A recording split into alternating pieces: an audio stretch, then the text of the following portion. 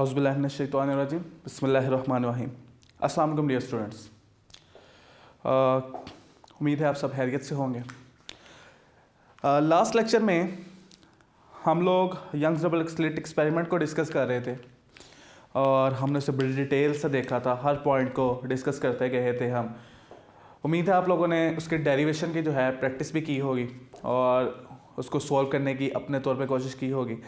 Mathematical problems कुछ ऐसी ही होती हैं, जब तक आप खुद अपने हाथ से सॉल्व नहीं करते तब तक आपको जो है उन पे ग्रिप हासिल नहीं होती। बार बार प्रैक्टिस से आप उनको अपनी एक फ़्लो में ला सकते हैं, आपको वो समझ भी आना शुरू हो जाती हैं चीज़ें। अगर आप खाली समझते रहेंगे, प्रैक्टिस नहीं करेंगे तो वो चीज़ें आपको समझ नहीं आएंगी। ठीक है, लेक्चर्स आपके पास अवेलेबल होते हैं, आप बार बार देख सकते हैं, बार बार सुन सकते हैं इनको, ठीक है, और अपनी प्रैक्टिस कर सकते हैं। अच्छा जी, तो 2 पार्ट्स हम कर चुके थे। हमारे पास जो पहला पार्ट था उनको रिवाइज करने की बहुत ज़्यादा ज़रूरत नहीं है। ठीक है, हम जो पहला पार्ट हमने किया था, अच्छा बोर्ड को देख के परेशान नहीं होना पहली बार ये बिल्कुल भी, क्योंकि ये जो है ना मैंने न्यूटन सिक्स साथ कवर करवाना है, तो इसलिए जो है ना मैंने न्यूटन सिक्स यहाँ पे एक साइड पे लिख दिया है। मेरा जो लास्ट पार्ट रह गया था ना, distance between any two consecutive fringes, वो मैं इस साइड पे सॉल्व करूँगा। ठीक हो गया, तो इस हवाले से परेशान आप लोगों ने नहीं होना।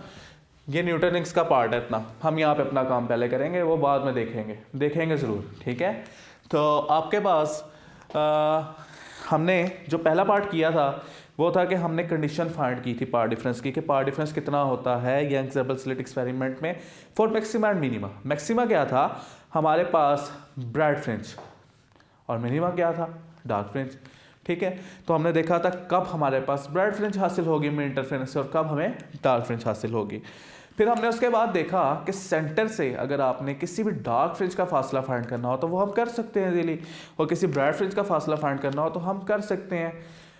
और अगर हम याद करें तो ब्राइट फ्रिंज के लिए जो फॉर्मूला बना था फॉर ब्राइट फ्रिंज, आपके पास क्या फॉर्मूला बना था जी,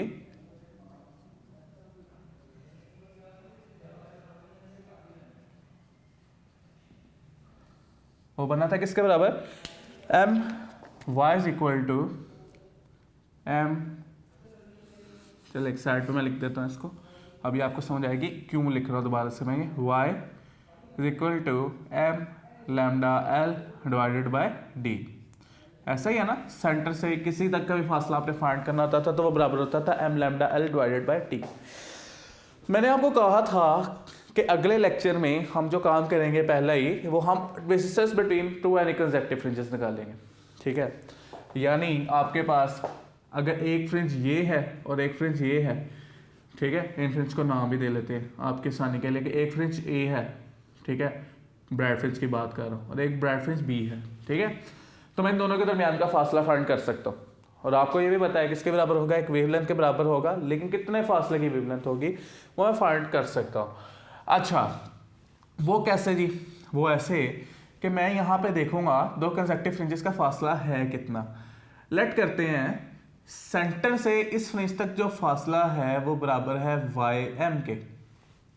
किसके बराबर है, वाई एम के। तो लॉजिकल सी बात है, इससे अगली जो ब्राइट फ्रिंज होगी वो किसके बराबर होगी, एम प्लस वन के। अगर ये वाई वन है तो वन प्लस वन टू। ऐसा ही है ना, अगर आपके पास इस फ्रिंज का जो डिस्टेंस है, दोबारा से मैं इसको हाईलाइट करके जरा बड़ा करके लिख देता हूँ, इसका फासला वाई एम है, तो इसकी जो कंसेक्टिव ब्राइट फ्रिंज होगी, इसके फौरन बाद जो ब्राइट फ्रिंज आ रही होगी उसका फासला कितना होगा, वाई एम प्लस वन के। अब वाई एम किसके बराबर होगा, वाई एम, एम ऑर्डर है ना आपके पास, वाई एम बराबर होगा M lambda L divided by D, और एम आपके पास 0 1 2 3 कोई भी नंबर हो सकता है। इसी तरह वाई एम प्लस वन किसके बराबर होगा, वाई एम प्लस वन आपके पास बराबर आ जाएगा, बस एम की जगह पे क्या आ जाएगा, एम प्लस वन। ऐसा ही है, एम में कितना ऐड हुआ, वन नंबर, और साथ क्या आ जाएगा, lambda L divided by D. तो ये इस ब्राइट फ्रिंज का फासला होगा सेंटर से, और ये इस ब्राइट फ्रिंज का फासला होगा सेंटर से। ठीक है, ये वाला फासला इस ब्राइट फ्रिंज का होगा फ्रॉम सेंटर। तो मैंने सेंटर से दोनों फासले फाइंड कर लिए। ठीक है, बेसिकली मैंने यहां से इसका फासला ही फाइंड कर लिया, यहां से इसका फासला भी। अब ये देखो, आपके पास एक सेंटर से ये फासला बनना है और एक सेंटर से ये फासला बनना है। और मैं जो फाइंड करना चाहता हूँ, मैं तो बेसिकली इन दोनों के दरमियान का डिस्टेंस फाइंड करना चाहता हूँ। तो मैं क्या करूँगा, अगर मैं ऊपर वाली फ्रिंज में से y(m+1) जो यहाँ तक डिस्टेंस है आपका, इसमें से इतना डिस्टेंस माइनस कर दूँ तो बाकी यही डिस्टेंस बचेगा ना जो मैं फाइंड करना चाह रहा हूँ, ये वाला। ऐसा ही है, तो इसको फाइंड करते हैं। ठीक है, आपके पास बेसिक, और इसको नाम भी दे देते हैं। ये नाम किसका क्या होगा, डेल्टा y का। जो यहाँ से यहाँ तक मैं डिस्टेंस फाइंड करना चाह रहा हूँ वो किसके बराबर होगा, डेल्टा y के। ठीक है, तो ब्राइट फ्रिंज के लिए पहले काम करते हैं। तो आपके पास डेल्टा y किसके बराबर होगा, बेसिकली मुझे इसमें से ये माइनस करना है, y(m+1) माइनस y(m), ऐसा ही है। और इसको नाम दे देता हूँ मैं डेल्टा y का। ठीक, अब ये किसके बराबर था, y(m+1) पहले लिखते हैं, m+1 lambda l divided by d, minus y(m) की वैल्यू क्या है, y(m) की वैल्यू है m lambda l divided by d। ठीक है, अब मैं इसको ये वाला पार्ट नहीं लिखूंगा, मैं सिर्फ डेल्टा y से रिप्रेजेंट करने वाला हूँ इसे। ठीक है, तो डेल्टा y अब किसके बराबर आ जाएगा, डेल्टा y बराबर आएगा m मल्टीप्लाई हो रहा है, ठीक है, m lambda l divided by d, ये मल्टीप्लाई हो गया। ठीक है, m lambda l divided by d से, इसके बाद 1 भी मल्टीप्लाई होगा तो यहाँ पे बचेगा lambda l divided by d, बाकी minus m lambda l divided by d। ये वाला पार्ट इस वाले पार्ट से कैंसिल, क्योंकि पॉजिटिव और ये नेगेटिव है और सेम मैग्नीट्यूड है दोनों का। बाकी डेल्टा y किसके बराबर बचा, lambda l divided bye d। ये लगी फाइंड हो गए दोनों के दो फ्रिंजेस के दरमियान में, कंसेक्टिव फ्रिंजेस के दरमियान में डिस्टेंस किसके बराबर है, lambda l divided bye d। आपके पास लैम्डा क्या है, wavelength of light, wavelength of monochromatic light. Monochromatic light कौन सी, जिस कलर की भी आप लाइट यूज कर रहे हैं, मोनोक्रोमैटिक। तो आपके पास वेवलेंथ उसकी फिक्स रहने वाली है, तो वो भी वेवलेंथ यहाँ पुट कर देते हैं। एल क्या है, लेंथ बिटवीन आपके पास स्लिट्स एंड स्क्रीन। ठीक है, ये एल आपके पास ये था, length between slits and screen. ठीक हो गया, अब हमारे पास ये भी फाइंड हो गया। डी डिस्टेंस बिटवीन स्लिट्स, अगर एक स्लिट ए ये है और एक स्लिट बी ये है, दोनों के दरमियान में डिस्टेंस डी बिटवीन स्लिट्स आपके पास ये हो गया। अगर हम ये वैल्यूज तो हमारे पास पता होंगी ना, अगर हम ये पुट कर दें तो हमारे पास क्या आ जाएगा, हमारे पास दो कंसेक्टिव फ्रिंजेस, ब्राइट फ्रिंजेस के दरमियान में डिस्टेंस आ जाएगा।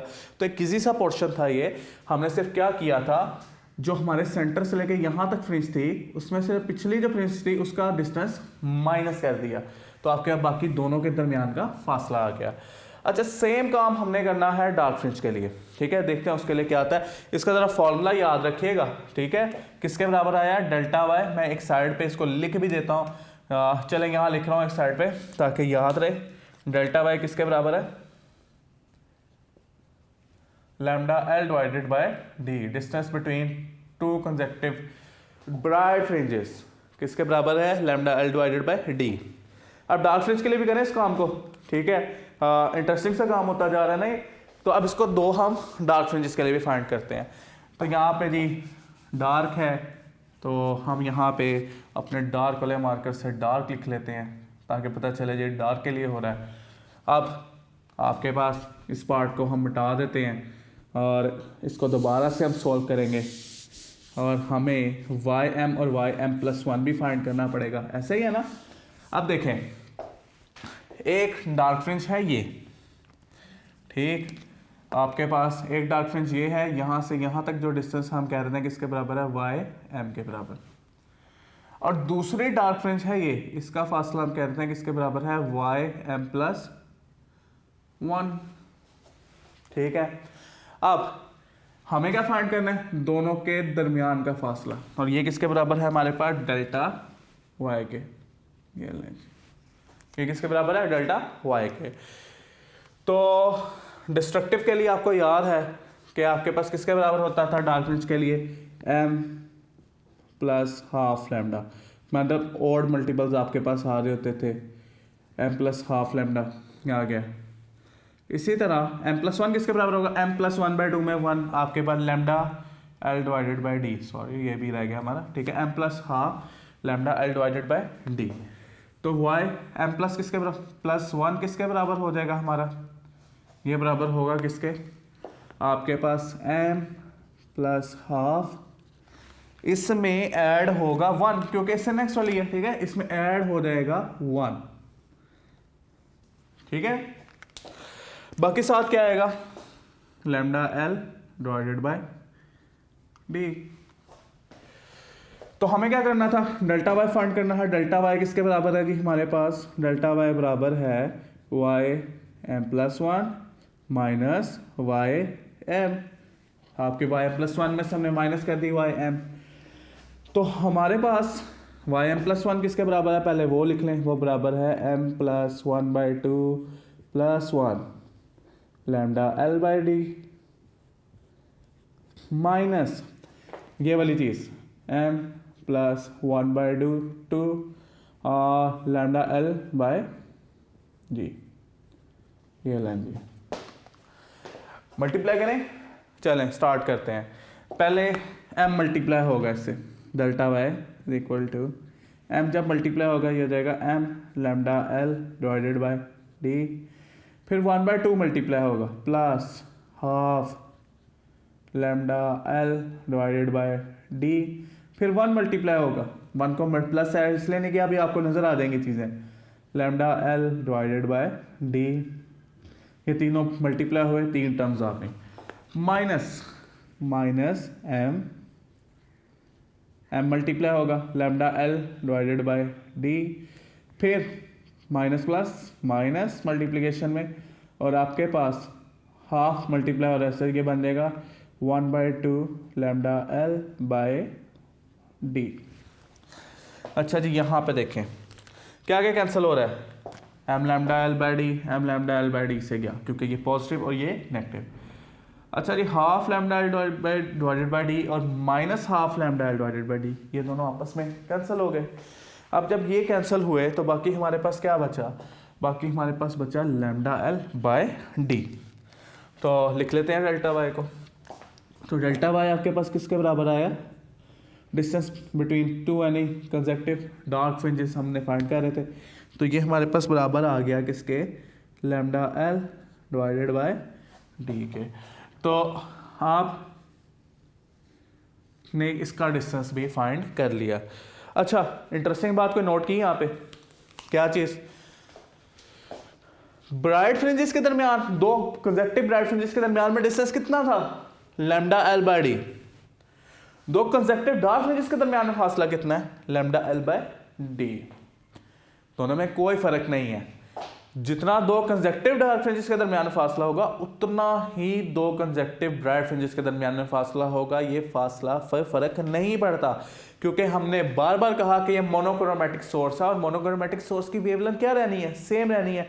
तो दो कंसेक्टिव डार्क फ्रिंजेस के दरमियान का फासला बेसिकली वेवलेंथ आपके पास उसके डिसाइड करेगी ना, तो आपके पास हमारे पास दोनों की वेवलेंथ सेम है, तो आपके पास जब वेवलेंथ सेम रहेगी, आपकी लेंथ सेम रहेगी, डिस्टेंस सेम रहेगा, तो डार्क फ्रिंजेस के दरमियान में फासला उतना ही होगा जितना कि ब्राइट फ्रिंजेस के दरमियान में फासला होगा, ये दोनों फासले चेंज नहीं होंगे, सेम रहेंगे हमारे लिए, ठीक है। ये था जी हमारे पास and Young's double slit experiment का 3 पोर्शन हमने इसके किए, 3 पोर्शन, 3 गोल्स थे हमारे, 3 पोर्शंस थे। 3 पोर्शंस कौन कौन से थे हमारे पास, तो वो कौन से हमने उनको डिस्कस कर दोबारा से कर लेता हूँ। पहला हमारा पोर्शन था, हमने फाइंड किया था कि आपके पास मैक्सिमा के लिए पार्ट डिफरेंस की कंडीशन क्या होती है और मिनिमा के लिए पार्ट डिफरेंस की कंडीशन क्या होती है। तो मैक्सिमा के लिए थी D sine theta is equal to M lambda और मिनिमा के लिए थी D sine theta is equal to M plus half lambda. उसके बाद हमने देखा कि आपके सेंटर से आपके ब्राइट फ्रिंज तक फासला कितना होता है, तो हमने देखा वो बराबर होता है M lambda L by D के, और उसको वाई से रिप्रेजेंट किया था हमने। और जब हमने देखा डार्क तक कितना फासला होता है सेंटर से, तो वो होता है 1 plus half lambda L divided by D. और इसी तरह हमने अब देखा दो कंजेक्टिव डार्क फ्रिंजेस या दो कंजेक्टिव ब्राइट फ्रिंजेस के दरमियान में फासला कितना होता है, तो वो फासला होता है लैम्डा एल बाय डी के। इसकी प्रैक्टिस करनी है बेटा बहुत अच्छे से, ठीक है, और इसको सॉल्व करना है बार बार, तब आपका जाके ये मुश्किलात बहुत हल होना शुरू हो जाएंगे, ठीक है। जब तक हम खुद विलिंग नहीं होते पढ़ने के लिए तब तक कोई भी चीज़ हमें नहीं पढ़ा सकती, ठीक है ना। न्यूटन का लॉ है ना कि जब तक फोर्स नहीं लगती तब तक एक्सेलरेशन प्रोड्यूस नहीं होता, ठीक है। तो याद रखें, तो आपको थोड़ी सी फोर्स लगानी पड़ेगी तब भी एक्सेलरेशन प्रोड्यूस होगा। आपकी जो एग्ज़ाम्स हैं वो तो बहुत तेज़ी से आपकी तरफ आ रहे हैं, आपकी मंजिल करीब है, तो आपको जो है अपने सिलेबस की स्पीड को बढ़ाना होगा ताकि आप ज़्यादा से ज़्यादा चीज़ें कवर करते जाएं और आपका फिर जो एग्ज़ाम्स के करीब सिर्फ आपकी रिवीजन बाकी हो। अच्छा जी, तो हमारे पास ये वाला पोर्शन ख़त्म हो गया यंग डबल स्लिट एक्सपेरिमेंट का। अब हम पढ़ेंगे न्यूटन्स रिंग, ठीक है। न्यूटन रिंग पढ़ने के से पहले मैं ये मिटा देता हूँ ताकि कोई कन्फ्यूजन ना आपके लिए बाकी बचे कि यंग डबल स्लिट एक्सपेरिमेंट यहाँ क्या कर रहा है। तो ये सारा मैं रिमूव करने लगा पार्ट इसका। ये लें जी, ये पार्ट मूव हो गया। अब आप कंफ्यूज नहीं होंगे, बहुत ज़्यादा उम्मीद तो यही है मुझे। अच्छा जी, चलें न्यूटन रिंग पे आ जाते हैं। न्यूटन रिंग्स क्या है? इंटरफेरेंस के फिनोमेना को डिस्कस करने के लिए 1770 में सर आइजैक न्यूटन ने एक एक्सपेरिमेंट किया। बेसिकली वो भी यही देख रहे थे कि लाइट इंटरफेयर करती हैं, ठीक है, लाइट इंटरफेरेंस प्रोड्यूस होती है। और हमने बार बार जो है अभी तक हम जो पढ़ रहे हैं पोर्शन फिजिकल ऑप्टिक्स में वो इंटरफेरेंस का है। हमने कहा था 3 पोर्शन डिस्कस करेंगे और एक पोर्शन जो था आपका वो वैसे ही स्किप हो गया, पोलराइजेशन वाला। तो हम जो 2 पोर्शन डिस्कस कर रहे हैं वो इंटरफेरेंस और डिफ्रैक्शन है, और अभी हम इंटरफेरेंस के पोर्शन पे हैं। अच्छा, इससे पिछला जो टॉपिक है न्यूटन रिंग से पिछला टॉपिक जो हमारे पास इंटरफेरेंस इन थिन फिल्म्स है वो सिलेबस में इंक्लूड नहीं है क्योंकि ये उससे मिलता जुलता टॉपिक है, ठीक है। इसको हम देख लेंगे साथ साथ। तो आपके पास इंटरफेरेंस को डिस्कस किया, इंटरफेरेंस को स्टडी किया जिस तरह यंग्स ने किया, इसी तरह, लेकिन इसमें कोई लंबी चौड़ी डेरिवेशंस नहीं है। एक छोटा सा टॉपिक है जो हमारा मैक्सिमम 15 मिनट में ख़त्म हो जाएगा। बहुत ज़्यादा चीज़ें इसमें समझने वाली नहीं है, इजी सी चीज़ें हैं, ठीक है। बस आपने ये याद रखना है कि जब पार्ट डिफरेंस जनरेट होता है तो क्या होता है, एक तो पार्ट डिफरेंस चाहिए, ठीक है। जब पार्ट डिफरेंस होता है तो आपके पास ऐसा सोर्स जिसकी वेव्स सेम डायरेक्शन में हो और जिनकी फ्रिक्वेंसी सेम हो, ठीक है, या वेवलेंथ सेम हो, वो आपस में क्या करती हैं, इंटरफेयर करती हैं। ऐसा ही है ना। तो सर आइजैक न्यूटन ने 1717 में एक्सपेरिमेंट प्रोड्यूस किया था। आपके पास इसने क्या किया था, ये हमारे पास इसकी समरी है, इसको हम एंड पे पढ़ते हैं, ठीक है, कि ये क्या किया था। पहले हम इसको देख लेते हैं। एक्सपेरिमेंट के लिए इन्होंने जो चीज़ें यूज़ की वो था हमारे पास, सबसे पहले इन्होंने यूज़ किया बायकन्वेक्स लेंस। सोर्स ऑफ लाइट था सबसे पहले जिससे लाइट प्रोड्यूस हो रही थी। सीक्वेंस से चलूंगा सारी चीज़ों में ताकि समझ आ जाए। सबसे पहले थी source of light. Source of light क्यों यूज़ हुआ? लाइट प्रोड्यूस करने के लिए। इसके आगे था बायकन्वेक्स लेंस, ठीक है। ये देखें दोनों साइड इसकी क्या है, कन्वेक्स है, इसलिए इसको क्या नाम दिया गया, बायकन्वेक्स लेंस का। अच्छा जी, आगे इसके एक ग्लास प्लेट है, ठीक है। आगे इसके आपके पास एक ग्लास प्लेट आपको नजर आ रही है जो किस तरह से रखी गई है, एक खास एंगल पे। अच्छा, ये जो है ना, ये आपके पास ऐसी ग्लास प्लेट है जो कि आपके पास कुछ हिस्से को, लाइट के कुछ हिस्से को रिफ्लेक्ट करेगी और कुछ हिस्से को रिफ्रैक्ट करेगी, ठीक है। कुछ हिस्से को रिफ्लेक्ट करेगी और कुछ हिस्से को रिफ्रैक्ट करेगी। यानी ये पार्शली आपके पास क्या है, ये हमारे पास सिल्वर कोटेड है, आपके पास ये ट्रांसपेरेंट नहीं है। तो ये लाइट को गुजरने नहीं देगी अपने अंदर से, बल्कि क्या करेगी, आपके पास लाइट के कुछ हिस्से को क्या करेगी, गुजरने देगी और आपके पास और कुछ को रिफ्लेक्ट कर देगी। तो ये basically semi transparent glass plate है हमारे पास। अच्छा जी, तो अब आगे देखते हैं। ये जीसस को रिप्रेजेंट किया हुआ है हमारे पास। सोर्स बायकन्वेक्स लेंस, आपके पास सेमी ट्रांसपेरेंट ग्लास प्लेट, यहाँ पे मैं लिख भी देता हूँ इसका नाम, ये क्या है, सेमी ट्रांसपेरेंट ग्लास प्लेट। अच्छा, इसको सारे नीचे जो देख रहे हैं आप, एक दूसरा लेंस यूज हुआ है जिसको प्लेनो कन्वेक्स लेंस यूज कहते हैं, प्लेनो कन्वेक्स लेंस कहते हैं। देखें इसकी दोनों साइडें कन्वेक्स थी तो हमने इसको कह दिया बाई कन्वेक्स लेंस। इसकी एक साइड प्लेन है और दूसरी क्या है, कन्वेक्स है, तो इसको हम नाम देते हैं प्लेन यहाँ पे, और आपके पास कन्वेक्स इधर, तो प्लेनो कन्वेक्स लेंस आ गया आपके पास ये। तो ये लें जी, ये प्लेनो कन्वेक्स लेंस हो गया हमारे पास। इसको नाम लिख देते हैं यहाँ पे, ये प्लेनो कन्वेक्स लेंस है और इसके नीचे ही बिल्कुल क्या है, एक ग्लास प्लेट है। ठीक है, एक ग्लास प्लेट है इसके नीचे। अच्छा, अब लाइट के तो कुछ हम देखते हैं लाइट किस तरह से आपके पास काम करेगी। यहाँ पे एक माइक्रोस्कोप भी लगी है, जो भी फिनोमिना होगा हम माइक्रोस्कोप की मदद से देख सकते हैं। जब लाइट का एक सोर्स रखूँगा तो कुछ इस तरह से लाइट आपके पास ट्रांसमिट करेगी। यहाँ पे बहुत सारी रेस होंगी, मैं 2 रेस ले रहा हूँ कि ठीक है। एक रे जाएगी इस तरह से, कुछ इसका ऊपर की तरफ रिफ्लेक्ट हो जाएगा, कुछ नीचे की तरफ रिफ्लेक्ट हो जाएगा आपके पास। इसको सीधा सीधा से बनाने की कोशिश करते हैं कि कुछ हिस्सा इस तरह से आ जाएगा नीचे की तरफ और कुछ हिस्सा इसको ऊपर की तरफ चला जाएगा, ऐसा ही है यहाँ से। ठीक है, माइक्रोस्कोप से हम देख रहे हैं। इसी तरह ये जो लाइट है आपके पास, ये भी इसी तरह से काम करेगी। यहाँ कुछ हिस्सा इसका इस तरह और कुछ हिस्सा इसका नीचे की तरफ। तो एरो भी लगा देते हैं कि डायरेक्शन को शो करने के लिए। तो ये डायग्राम आपकी बुक में भी सेम इसी तरह से बनी है। अब होगा क्या, अब होगा ये कि यहाँ पे बेशुमार लाइट रेज होंगी जो यहाँ से टकरा के ऊपर भी जा रही होंगी और नीचे भी आ रही होंगी। यानी हम इसका इमेज देख सकते हैं, जब लाइट हमारी आँख पे आएगी तो हम इसका इमेज यहाँ पे बनता हुआ देख सकते हैं।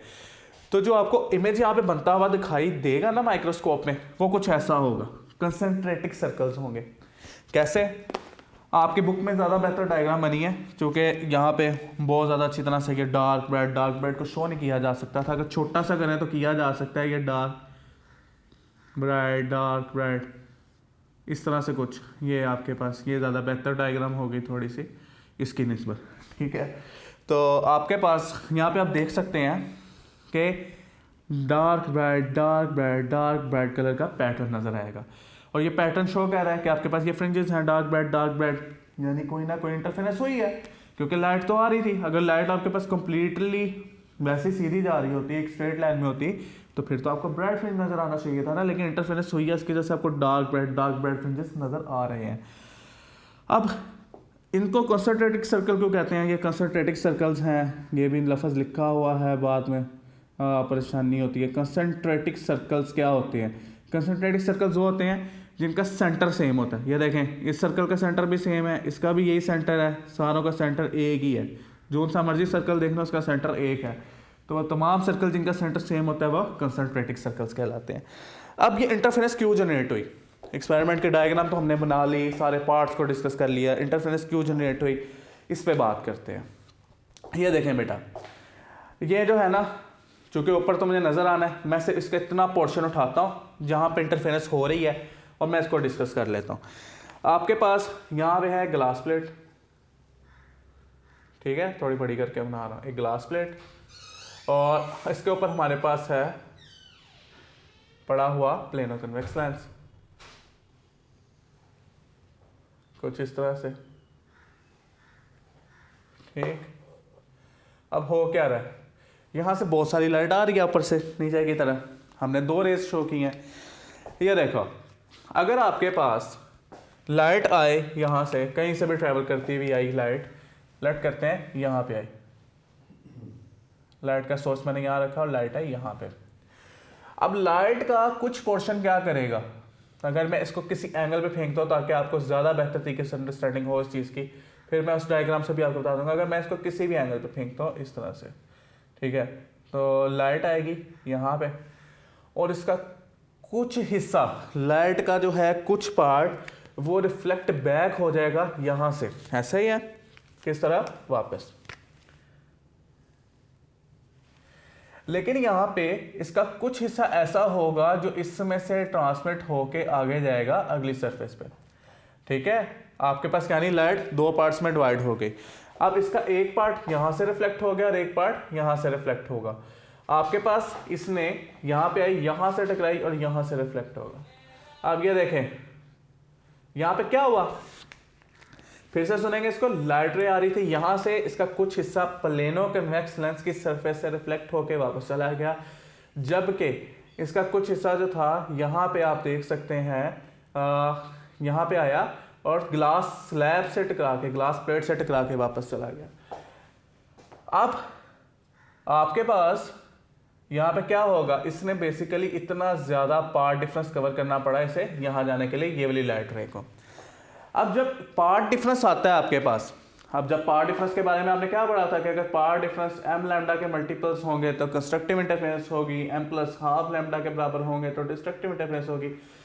अब आपको नज़र आएंगी जो आपकी जो आई है यहाँ पे, जो आप देख रहे हैं यहाँ से, आपको यहाँ पे नज़र आएगा कि जी ये दो वेव्स आ रही हैं जिनकी डायरेक्शन सेम है, फ्रीक्वेंसी सेम है, ठीक है। जब डायरेक्शन फ्रीक्वेंसी सेम होती है तो क्या होता है, दो वेव्स के दरमियान में इंटरफेरेंस होता है, और तो पार्ट डिफरेंस भी है इसमें। तो यहाँ पे या तो आपको डार्क फ्रिंजेस नज़र आना शुरू हो जाएंगे या फिर यहाँ पे ब्राइट फ्रिंजेस नज़र आना शुरू हो जाएंगे। तो ये एक वजह है कि आपके पास यहाँ पे क्या हुआ है, इंटरफेरेंस क्रिएट हुई है। इसको ज़रा जल्दी से डायग्राम से हम देखते हैं, हमारे पास टाइम थोड़ा सा ही है, 5-7 मिनट है मैक्सिमम हमारे पास, तो इसमें हम इसको कवर करते हैं। ये देखें, सोर्स था, सोर्स से बायकन्वेक्स लेंस पे लाइट गई, ग्लास स्लैब पे, माइक्रोस्कोप में, कुछ प्लेनो कन्वेक्स लेंस में। और प्लेनो कन्वेक्स लेंस को आप देख रहे थे कि सेंटर से तो ये बिल्कुल ग्लास प्लेट के साथ अटैच था, यानी डिस्टेंस इसका आपस में कितना था, अप्रोक्सीमेटली 0। बाहर जाते हुए प्लेनो कन्वेक्स लेंस के दरमियान में डिस्टेंस क्या होता गया, थोड़ा ज़्यादा होता गया, ठीक है, यहाँ से थोड़ा सा डिस्टेंस ज़्यादा होता गया। अब जब डिस्टेंस ज़्यादा होता गया तो हम कहेंगे इसके दरमियान में क्या आती गई, एयर आती गई, और बाहर जाते जाते एयर क्या होती जा रही है, ज़्यादा होती जा रही है। हम इसे कहेंगे कि एयर की एक थिन फिल्म बन गई, ठीक है, एयर की एक फिल्म बन गई यहाँ पे, ठीक है, एयर फिल्म इसे बोल लेते हैं।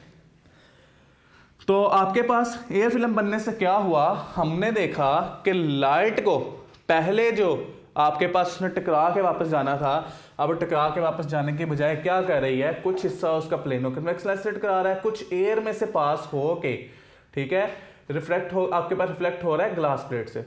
तो दोनों प्लेट्स के दरमियान में यहाँ पे हमने इतना पार्ट डिफरेंस ऑब्जर्व किया। जब पार्ट डिफरेंस आता है तो इंटरफेरेंस हुई, इंटरफेरेंस की वजह से आपको यहाँ पे नजर आएंगे dark and bright fringe, bright fringes, और इस तरह का आपको एक कंसंट्रेटिक सर्कल नजर आया, जो कि प्रूफ है कि यहाँ पे क्या हो रही है, आपके पास इंटरफेरेंस हो रही है। अच्छा, लास्ट बात जो है इसकी वो करते जाते हैं ताकि टॉपिक खत्म हो, अगले में हम माइकलसन इंटरफेरोमीटर ही पढ़ें। अब इसके सेंटर पे डार्क पॉइंट क्यों है, आपके पास सेंटर जो है वो डार्क क्यों है, ब्राइट क्यों नहीं है। अब इसको देखने के लिए ना हमें ऑब्जर्व करना पड़ेगा ये। इसके लिए जो है ना, मैं एक सिंपल वेव यूज़ करता हूँ, आपके ट्रांसवर्स वेव, ताकि आपको ना ज़रा अच्छी तरह से अंडरस्टैंडिंग बने। ये देखें हो क्या रहा है, जब लाइट वेव जाएगी यहाँ से आ रही है, इस तरह से यहाँ से टकरा रही है, और सेंटर से भी आपके पास सेंटर की तरफ इस तरह से जा रही होगी, इसके अंदर से गुजरेगी, आपके पास यहाँ पे टकराएगी।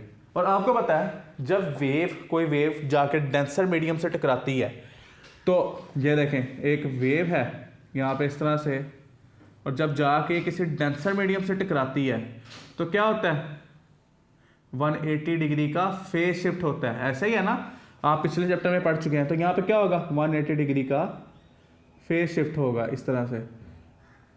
तो 180 डिग्री इसने तो आपके पास शिफ्ट हो गया, यानी बिल्कुल एक उल्टी वेव बनेंगे उसके। तो ये दोनों वेव्स एक दूसरे को क्या कर रही होंगी, कैंसिल। अब जब ये कैंसिल कर रही होंगी तो यहाँ पे इंटरफेरेंस क्या आपके पास होगी नहीं, तो यहाँ पे आपको क्या नजर आएगा, डार्क फ्रिंज नजर आएगा, ठीक है। इंटरफेरेंस होगी लेकिन डिस्ट्रक्टिव होगी, लिहाजा आपको क्या नजर आएगा, डार्क फ्रिंज नजर आएगा। या हम ऐसे कह सकते हैं कि आपके पास आधी वेवलेंथ का पार्ट डिफरेंस आ गया। पहले जो आपके पास पार्ट डिफरेंस कितना हो गया, λ/2, या फिर सिंपल आप कह सकते हैं कि फेज शिफ्ट कितना हो गया, पाई के बराबर।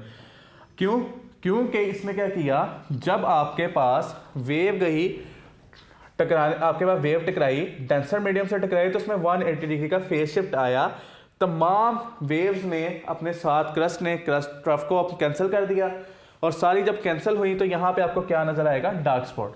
हाँ, यहाँ पे ब्राइट स्पॉट भी हासिल किया जा सकता है। वो कैसे, ब्राइट स्पॉट आपने यहाँ पे फॉर एग्जांपल अगर हासिल करना है, इस जगह पे ब्राइट स्पॉट अगर आप हासिल करना चाहते हैं तो आपको क्या करना पड़ेगा, इस लाइट को ट्रांसमिट करवाना पड़ेगा इसमें से। अगर लाइट किसी तरह से ट्रांसमिट हो जाए इसके सेंटर से नीचे की तरफ, ठीक है, तो अब ये टकराएगी नहीं, आपके पास जो आपके पास इमेज होगा वैसे का वैसे ही बनेगा। तो आपको यहाँ पे जो नजर आएगा, ब्राइट फ्रिंज नजर आएगा सेंटर पे। तो ये थे हमारे पास न्यूट्रॉनिक्स, एक छोटा सा टॉपिक था ये, आपने इसको देखा, कुछ ही बातें थी, अपरेटस था इसमें, और आपने देखा कि क्यों आपके पास इंटरफेरेंस होती है, हमने कहा पावर डिफरेंस होता है इसलिए इंटरफेरेंस होती है।